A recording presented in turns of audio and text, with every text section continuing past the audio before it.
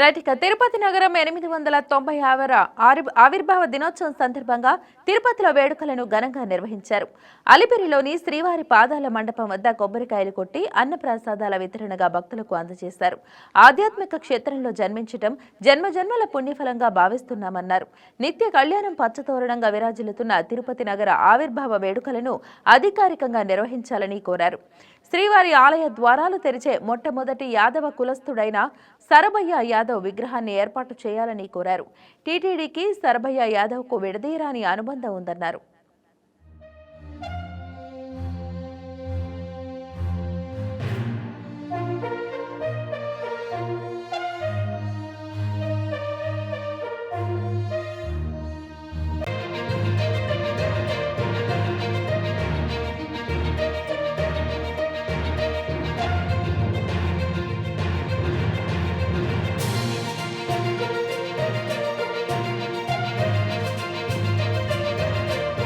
దైవమైన తిరుమల శ్రీవారి పాదాల చెంత జన్మించడమే జన్మజన్మల పుణ్యఫలం.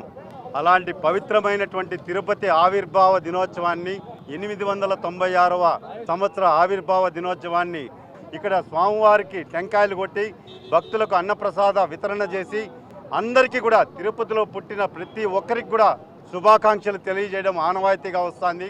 నేను ఒక స్థానికుడిగా శ్రీవారి భక్తుడిగా రాష్ట్ర ప్రభుత్వాన్ని తిరుమల తిరుపతి దేవస్థానాన్ని విజ్ఞప్తి చేస్తున్నాను.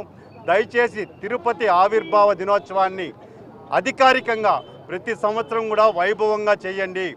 తిరుపతి అంటేనే నిత్య కళ్యాణం పచ్చతోరణం. ప్రతి నిత్యం కూడా స్వామివారి వైభవోత్సవాలు కళ్యాణోత్సవాలతో ఉత్సవాలతో బ్రహ్మాండ నాయకునికి పైన కొండపైన తిరుపతిలో ఉత్సవాలు జరుగుతుంటాయి. అలాంటి తిరుపతికి ఆవిర్భావ దినోత్సవానికి కూడా ఒక ప్రత్యేకమైనటువంటి గుర్తింపు తీసుకురావాలని చెప్పని మనస్ఫూర్తిగా కోరుకుంటున్నాను.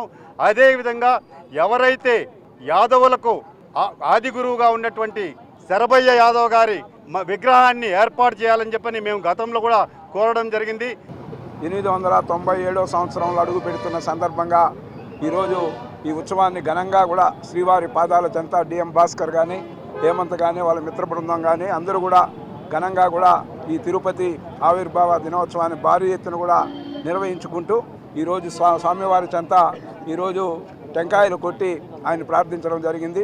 తిరుపతి అభివృద్ధి చూస్తే మొదటి నుంచి కూడా మీరు చూస్తే పంచాయతీ స్థాయి నుంచి కూడా ఏదైతే మున్సిపాలిటీ కానీ నగరపాలక సంస్థ ఇప్పుడుంది, రాబోయే రోజుల్లో గ్రేటర్ తిరుపతిగా అభివృద్ధి చెందడమే కాకుండా ఈ ప్రాంతంలో నివసించే వ్యక్తులందరూ కూడా లక్షలాది యాత్రికులు వచ్చే వాళ్ళ యొక్క ఏదైతే వాళ్ళందరి ఆదరాభిమానాలను చూరుకునే విధంగా ఇక్కడ ఉన్న ప్రతి ఒక్కరు కూడా కృషి చేయడం జరుగుతుంది.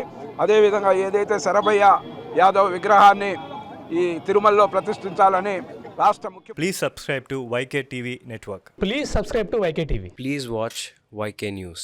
Don't forget to subscribe YK News channel.